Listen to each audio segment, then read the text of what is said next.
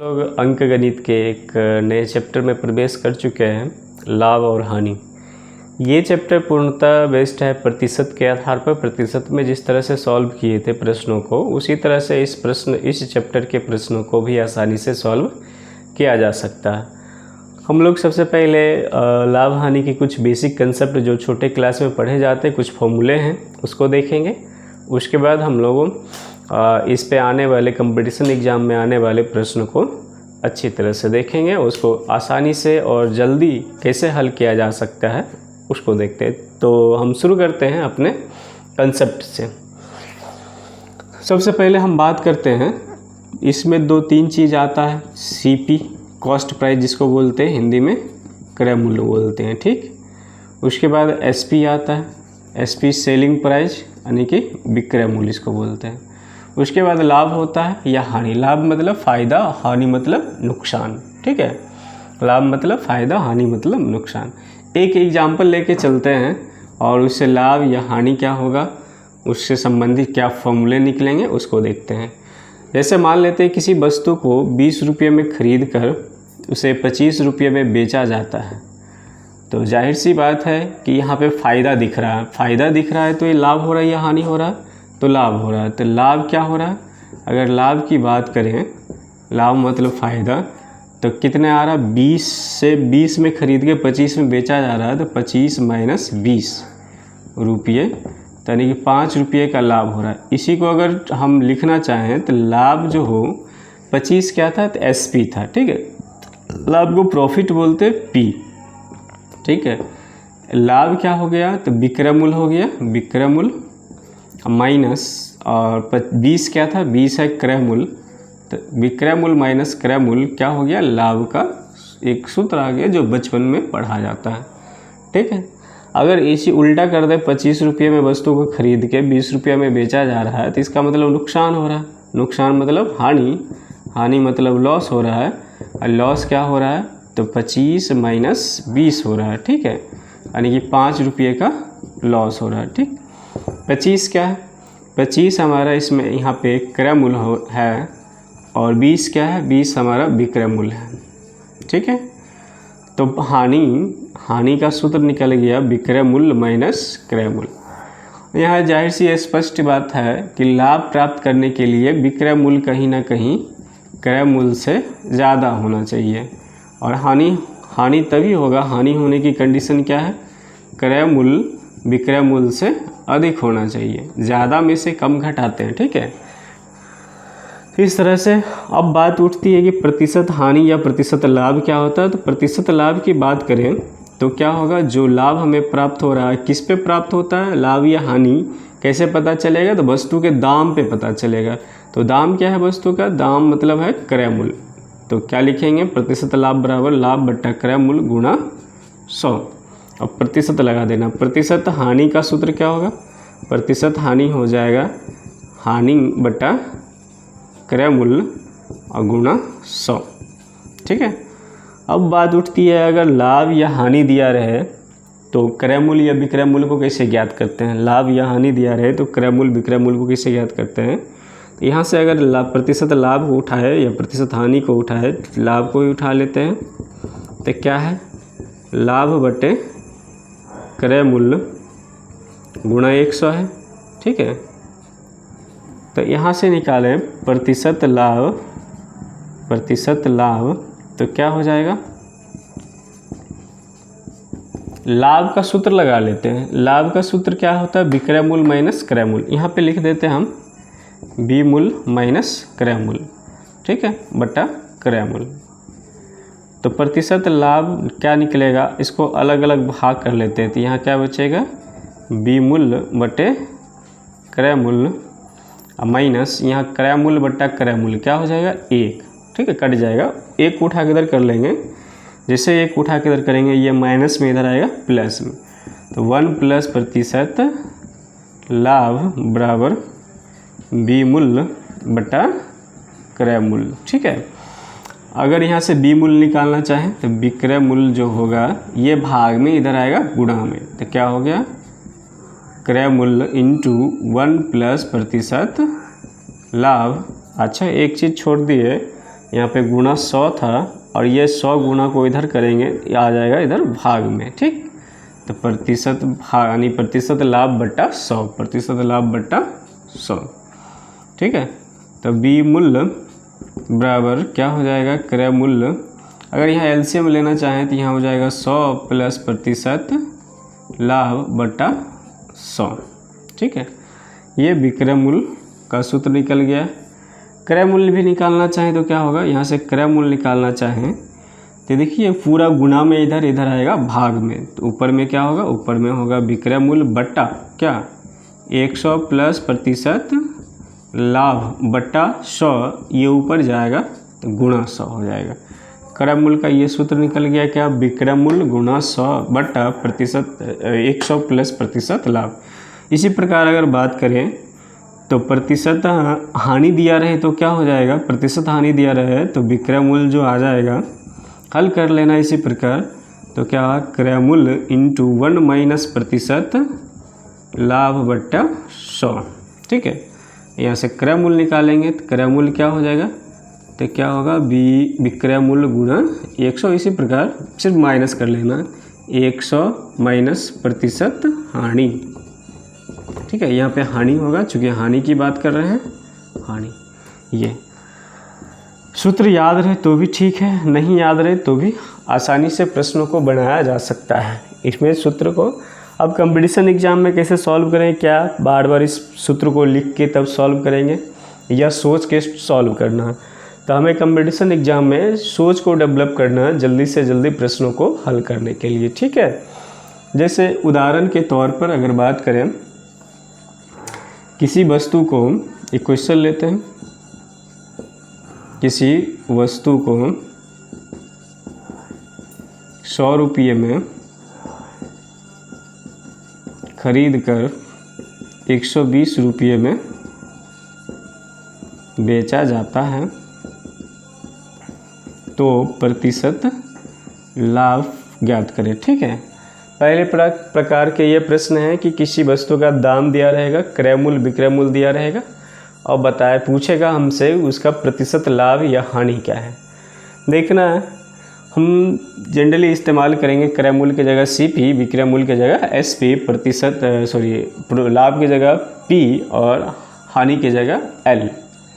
यहाँ पे क्या दिया है, तो वस्तु को खरीदा गया तो CP कितना दिया 100 रुपया, बेचा गया तो SP क्या दिया 120 रुपये। 100 रुपये में खरीद कर 120 रुपये में बेचा जा रहा है तो प्रॉफिट कितना हो रहा है 120 माइनस 100, यानी कि 20 रुपये का प्रॉफिट हो रहा है। तो प्रतिशत लाभ निकालना, प्रतिशत लाभ का सूत्र क्या, P बटे CP, यहाँ पे लाभ बट्टा क्रय मूल्य गुणा 100, P बटे CP गुणा 100%, ठीक है। तो P कितना है 20, CP कितना है 100 गुणा 100 करेंगे तो 100 कट गया, 20% हमारा आंसर। तो इस व्यक्ति को 20% का लाभ प्राप्त हो रहा है, ठीक है। अब थोड़ा प्रश्न बदलते हैं, प्रश्न की प्रकृति नहीं बदलेगा, थोड़ा प्रश्न बदलते हैं, प्रकृति यही रहेगा, कंसेप्ट यही रहेगा। क्या है, किसी वस्तु को पूरा प्रश्न लिखेंगे, हम बोलते हैं किसी वस्तु को मान लेते हैं 120 रुपये में खरीदा, ठीक है, और इसको 90 रुपये में बेच दिया, तो इस क्या प्रतिशत लाभ या हानि होगी। तो सिंपल सी बात है, अगर वस्तु का दाम 120 रुपया था और इसको बेचा है 90 रुपये में, तो लॉस हो रहा है, कितना लॉस हो रहा है, तो 30 रुपये का नुकसान हो रहा है। तो प्रतिशत लॉस निकालने के लिए L बटा CP यानी कि हानि बटा क्रय मूल्य गुणा 100%, ठीक है। तो L यानी लॉस हो रहा है, कितना लॉस हो रहा है 30 बटा CP है 120 गुणा 100, 0 कट गया, 3 के 3 चौके 12 और 25 दिया 25 चौके 100, 25% का नुकसान हो रहा है, ठीक है। अब प्रश्न की प्रकृति बदलेंगे, ऐसा क्वेश्चन रहेगा बन जाएगा, आसानी से बन जाना चाहिए। प्रश्न की थोड़ा प्रकृति चेंज करते हैं। अब देखते हैं क्या प्रश्न पूछे जा सकते हैं और उसको कैसे हल करेंगे। जैसे अब प्रश्न में इस फॉर्मूले के हेल्प से प्रश्न को बनाना है, ठीक। प्रश्न रहेगा किसी वस्तु को बेचने पर इतने प्रतिशत की हानि या लाभ होता है, तो वस्तु का क्रय मूल्य या विक्रय मूल्य पूछेगा। कोई एक चीज़ देगा, दूसरा चीज़ हमसे पूछेगा। ठीक है, तो कैसे हल करेंगे, जैसे मान लेते हैं 120 रुपये की वस्तु है। ठीक है, 120 रुपये की वस्तु है, उसे 20% लाभ पर बेचना है, लाभ पर बेचना है। तो वस्तु का विक्रय मूल्य क्या होगा, वस्तु का बी मूल्य क्या होगा, ये पूछेगा हमसे। ठीक है, यानी वस्तु का दाम क्या है, सीपी दिया है 120 रुपये और प्रतिशत पी, प्रतिशत लाभ दिया 20%। तो हमसे पूछ रहा है क्या, हमसे पूछ रहा है एसपी। तो इसमें से कौन सा फॉर्मूला लगेगा, सेलिंग प्राइस का सूत्र है। अगर प्रतिशत लाभ दिया रहे तो ये लगाएंगे ना, हानि दिया रहा था तो ये लगाते हैं। तो प्रतिशत एसपी का सूत्र क्या होगा, देखिए क्या है, क्रय मूल्य इंटू 100 प्लस प्रतिशत लाभ बट्टा 100। ठीक है, तो सीपी कितना है 120 इंटू 100 प्लस प्रतिशत लाभ की जगह 20 है बट्टा 100 है, यानी कि 20 गुणा 120 बट्टा 100, 0 कट गया, 144 रुपये हो गया। यानी 120 रुपये की वस्तु को 144 रुपये में बेचा जाएगा, तो उस आदमी को 20% का लाभ होगा। ठीक है, अब प्रश्न थोड़ा सा बदलते हैं। अब यहाँ से 20% लाभ की जगह हम कर लेते हैं 20% हानि। ठीक है, अगर वस्तु को 20% हानि हो बेचने पर, तो वस्तु का विक्रय मूल्य क्या होगा, तो वही लगाना है। हानि होने के लिए एसपी का सूत्र क्या होता था, तो सीपी यानी क्रय मूल्य इंटू 100 माइनस प्रतिशत हानि, सिर्फ क्या होता था माइनस हो जाता बट्टा 100। सीपी कितना है, सीपी है 120 रुपये की वस्तु है, 100 माइनस प्रतिशत हानि का मान है 20 बट्टा 100। ठीक है, तो क्या होगा 120 घटाएंगे 80 बट्टा 100, 2 0 आपस में कट गया, 12 8 96, तो 96 रुपये में वस्तु बेचा जाएगा। ठीक है, अब बात ये करना है कि क्या कंपटीशन एग्जाम में इस प्रश्न को इस तरह से हल करना है या कुछ सोच डेवलप करना है, तो हम क्या करेंगे, इसको दूसरे तरीके से हल करेंगे। वो तरीका क्या है, प्रतिशत में हम अधिकांश प्रश्न को क्या किए थे, प्रतिशत को पकड़ के बनाए थे, प्रतिशत को लेके उसको सॉल्व करके हल किए थे। ठीक है, तो यहाँ भी वही करेंगे। तो यहाँ पे क्या 20% लाभ या हानि, 20% क्या था पहले, ये इस प्रश्न को देखते हैं। यहाँ 20% लाभ है, 20% लाभ, लाभ मतलब तीर का निशान ऊपर कर रहे हैं, 20% लाभ मतलब 120 बट्टा 100, या वो भी नहीं याद है, तो 20% मतलब 20 बट्टा 100, 20 बट्टा 100 मतलब 1 बट्टा 5, लाभ हो रहा है तो क्या होगा, जुड़ेगा 6 बट्टा 5। इसका मतलब क्या है, 5 रुपये की वस्तु है, 6 रुपये में बेच रहा है, 5 रुपये की वस्तु है यानी सीपी, और 6 रुपये में बेच रहा है, इसका मतलब एसपी। अब प्रश्न को ध्यान से पढ़ना, प्रश्न में सीपी दिया 120, तो 5 जहाँ है 5 के बराबर क्या है 120, काटेंगे 1 के जगह कितना होगा, 1 के जगह हो जाएगा 5 दूना 10, 5 चौक 20, 24। हमसे पूछेगा क्या, हमसे पूछ रहा था एसपी, एसपी 6 ना होकर इसका 24 गुना ज़्यादा, तो 144 रुपये होगा। ठीक, आसानी से 2 लाइन में इसको बना सकते हैं। क्या करना, फिर से समझना है, 20% की वस्तु था, 20% लाभ का मतलब ज़्यादा मतलब 6 बट्टे 5। सोचना यही है, 5 रुपये की वस्तु थी, उसको 6 रुपये में बेचा, तब तो लाभ कमाया। तो 5 रुपये की वस्तु को 6 रुपये में बेचा, तो 5 रुपये की वस्तु का दाम था, तो सीपी 6 रुपये में बेच रहा है, तो एसपी। प्रश्न पढ़ना एक बार फिर से, प्रश्न में कह रहा है कि वस्तु का दाम 120, तो सीपी के जगह कितना 120, तो 5 के जगह 120, तो 1 के जगह 24। तो हमसे पूछ रहा है कि वस्तु का दाम बेचने पर वस्तु का दाम कितने में बिकेगा, यानी कि उसका विक्रय मूल्य पूछ रहा है, तो विक्रय मूल्य 6 होगा।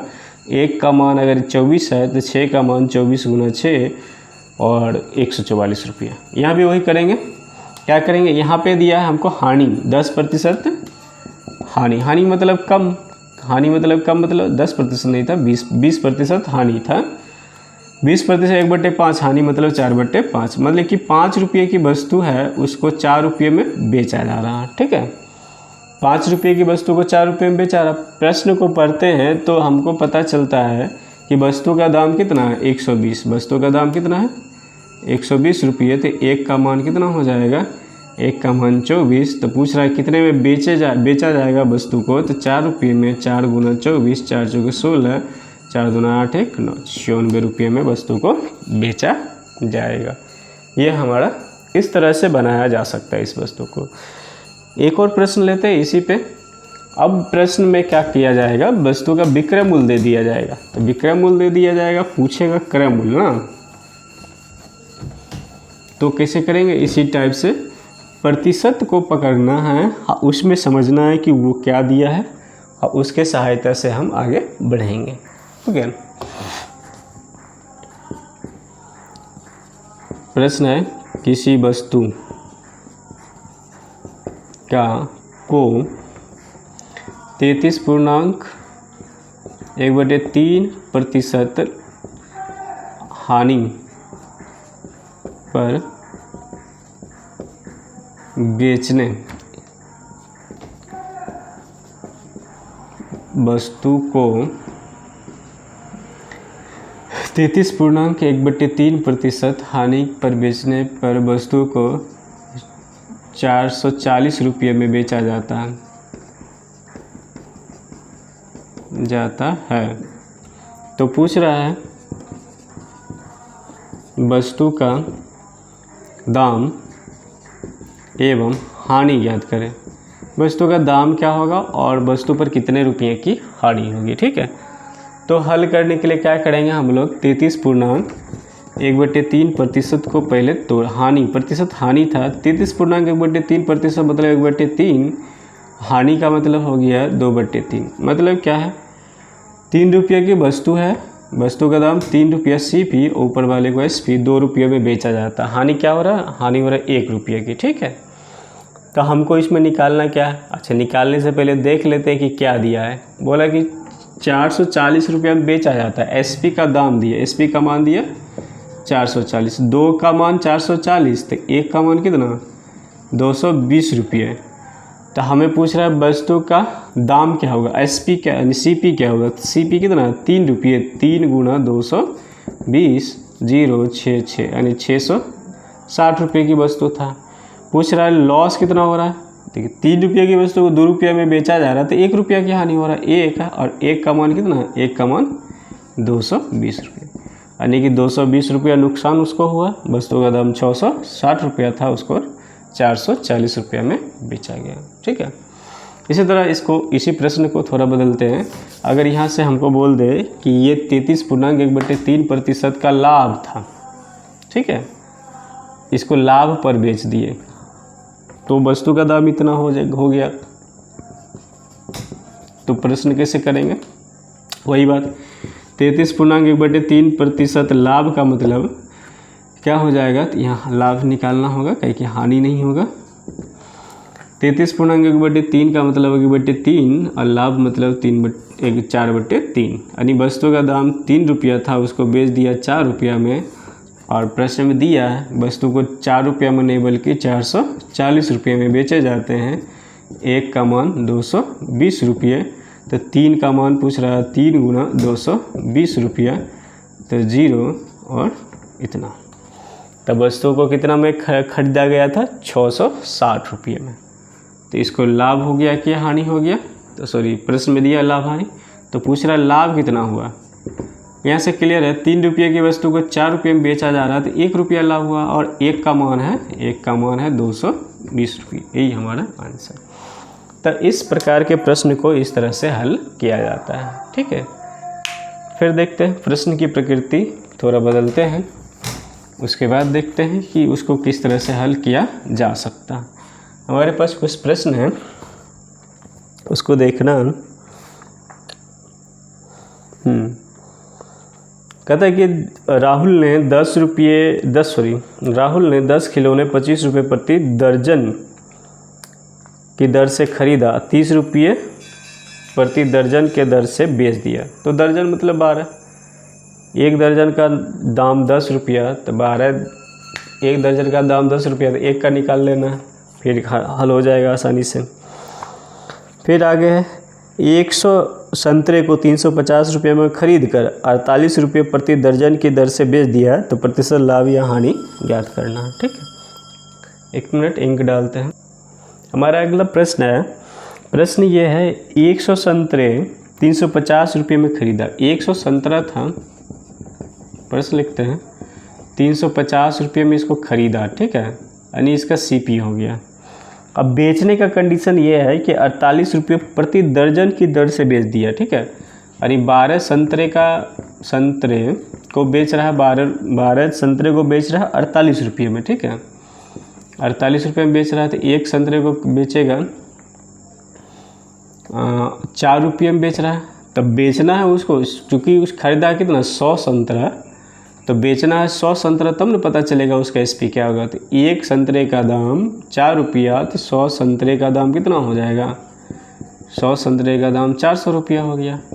ये निकल गया SP। वस्तु को 350 रुपया में ख़रीद लिया और 400 रुपया में बेच दिया, तो निकल जाएगा 50 रुपये का इसको क्या हो गया, लाभ हो गया। आप प्रतिशत लाभ निकालने के लिए क्या करेंगे, 50/CP गुना 100, ठीक है, 0 0 कट गया, 1/7। अगर 1/7 को हल करेंगे तो कितने बार में कटेगा, तो 1391, 1498, 14.2/7% ये हो गया, ठीक है। तो प्रश्न को ध्यान से पढ़ना, उस अनुसार से करना। अगला है, कुछ वस्तुएं 5 रुपये में 6 के हिसाब से ख़रीदा गया और 6 रुपये में 5 के हिसाब से बेच दिया गया।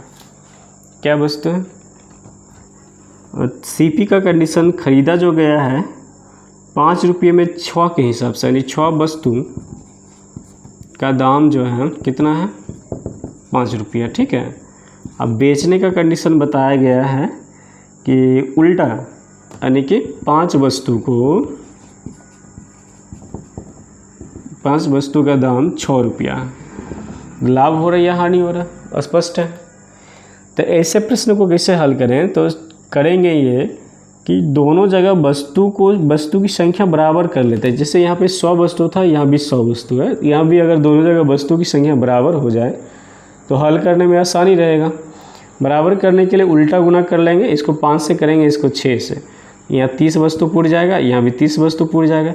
30 वस्तु का CP क्या होगा बताइए, 6 वस्तु का 5, तो 30 वस्तु का कितने से गुना किधर, 5 से, तो इधर 5, 25 रुपया हो जाएगा। इधर देखिए 5 वस्तु का 6, यानी 6 से गुना किए, 6 वस्तु का SP जो हो जाएगा 6 से गुना करेंगे 36 रुपये हो जाएगा। तो 25 रुपये में वस्तु को खरीद रहे हैं, 36 रुपये में बेच रहे हैं, लाभ हो रहा है कि हानि हो रहा है, तो लाभ हो रहा है। कितना लाभ हो रहा है, प्रतिशत लाभ निकालना चाहें तो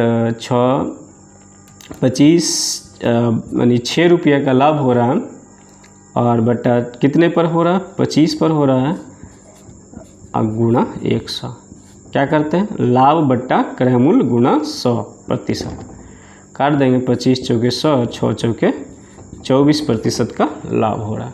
ऐसे प्रश्न को ऐसा ही सॉल्व करना है, मैंने अगर पलट दे तो वस्तु की संख्या को बराबर करना, उसका दाम CP में निकालना, SP में निकालना, पता चल जाएगा। 25 रुपये में खरीदा था, 36 रुपये में बेच रहा है, और प्रतिशत लाभ हानि आसानी से हम लोग निकाल सकते हैं, ठीक है।